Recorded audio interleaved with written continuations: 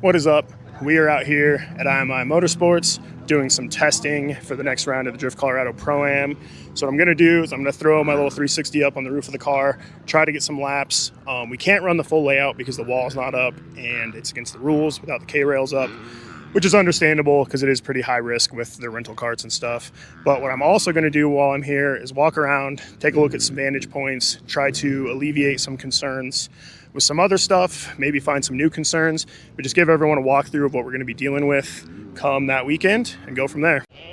All right, so this is the run up and the entry. I'm not sure if it's going to give you a good reference of the scale of this hill, but basically if you come down here, it's a big roll off down, and you can see basically where I've been snapping in. There's this little darker patch up here, but basically snap in somewhere between this seal, that seal. You can see the tire marks here running up, snap in right here, pop up over this hill, and then start heading to the next zone. So the big concern some people have had with this layout is this defunct telephone pole over here. So I'm gonna show you what that looks like and show you the solution for it. So theoretically, if you come around this, you snap in up the hill. If you immediately blow your entry, dirt drop, debead, whatever, you're basically coming down this road into nothing. That's fine.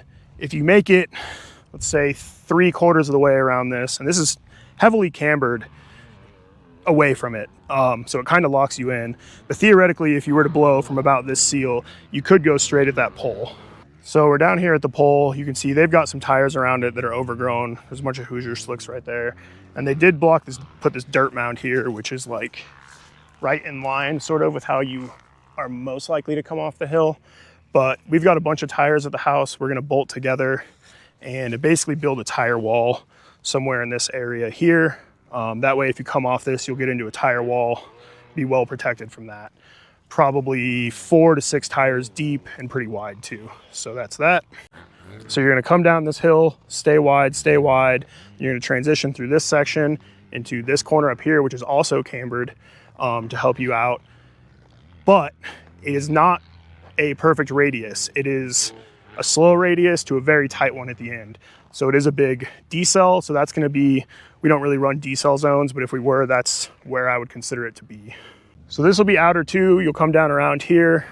This is the big decel. It's really hard to tell from ground level, but if you look at an aerial picture, you can see we're not 100% on zone lake location here. What I originally sketched out was from that cone to this seal coat line, but driving it now, it seems to flow better being from somewhere between these 2 seal coat lines to about that one. Let you get out of there a little earlier.